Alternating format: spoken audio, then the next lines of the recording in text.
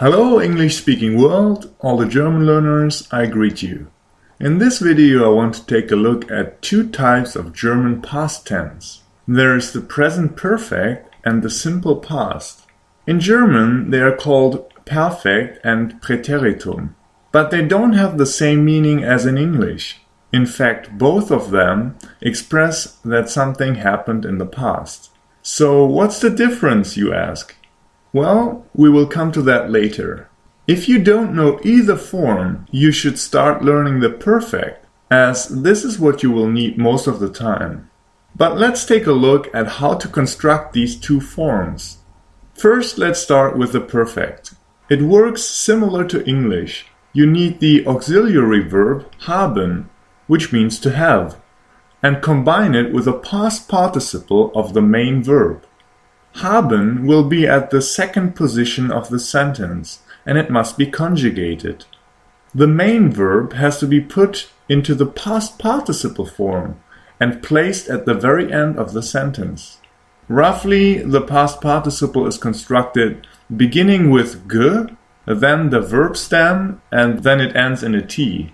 For more detailed information, please watch my tutorial on past participles. Let's look at this example. Ich habe ein Video gemacht. I've made a video. You see, habe is conjugated and stands at position 2 of the sentence. Machen, to make, is the main verb and its past participle is gemacht. It is at the end of the sentence. Now let's take a look at the other past form, the Präteritum. To construct this form, you need to be aware of the verb categories in German.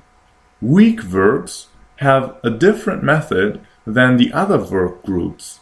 If you don't know about the German verb groups, please watch my video about verb categories. Most verbs in German are weak verbs, so let's start with them. The simple past, just like in English, is constructed by changing the ending of the main verb. The signal sound that shows you it's the past tense is t. To build the simple past, take the verb stem, that is the basic form without the en at the end, and add t. After that, you need to add the modal verb conjugation. Here's an example. This is the modal verb sollen. You can see I highlighted the conjugation with brackets. To make it the past form, add t before it. So let's try it on the weak verb leben, which means to live. There you have it. Ich lebte, du lebtest. Er lebte, wir lebten, ihr lebtet, sie lebten.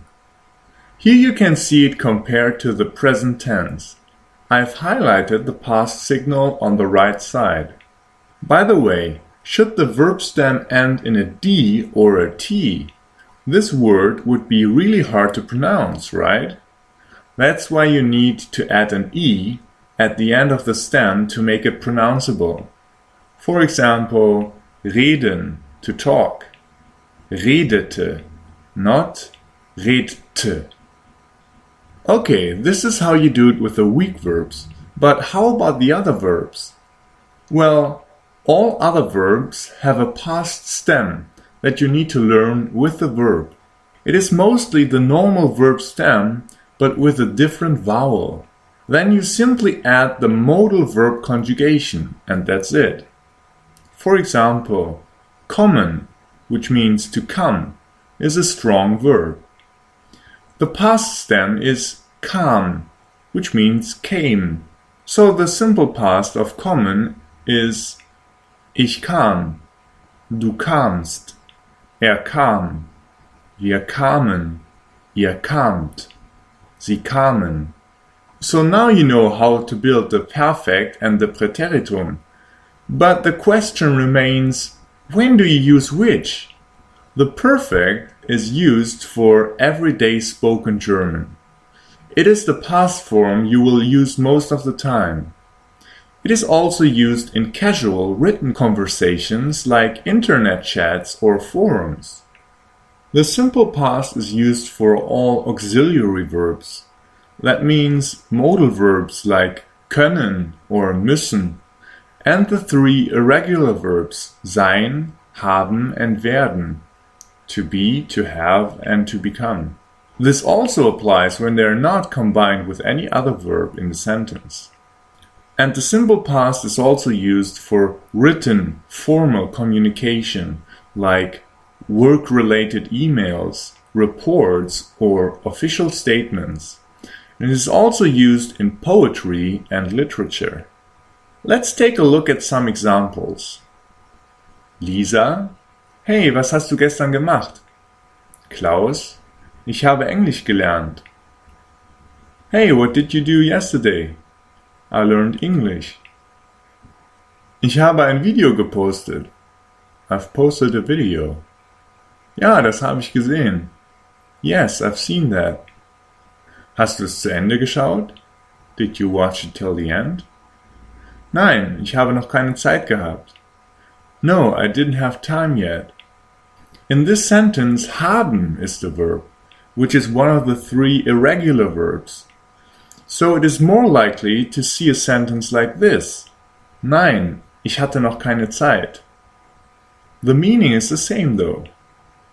This is from a novel. Es war 23 Uhr, als aufwachte. It was 11 p.m. when he woke up. Öffnete die Tür und ging die Treppe hinunter. He opened the door and went down the stairs. Dort fand eine Nachricht. There he found a message.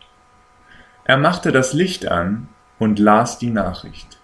He turned on the light and read the message. You see, the verbs ending in t are weak verbs, while the others are strong verbs. Here's another dialogue. Sarah: Hey, wolltest du nicht schwimmen gehen? Hey, didn't you want to go swimming?